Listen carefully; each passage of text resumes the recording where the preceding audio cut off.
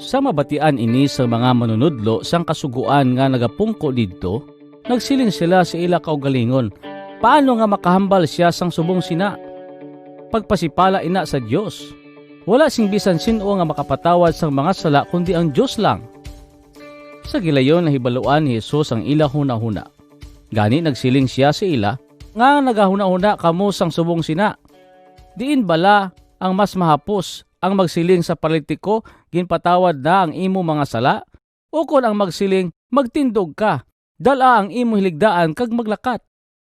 Karon pamatud-an ko sa inyo paagi sa pag-ayo sa sini nga paralitiko, nga ako ang anak sang tao nga may gahom diri sa duta sa pagpatawad sang mga sala. Gani nagsiling siya sa paralitiko, magtindog ka, dala ang imo hiligdaan kag magpauli. Samtang nagatanaw sila, nagtindog ang paralitiko kag gindalan niya ang iya hiligdaan kag nagwa.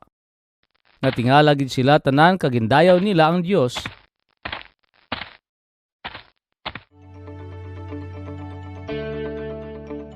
Siling nila, wala ba kami sing may nakita nga pareho sini?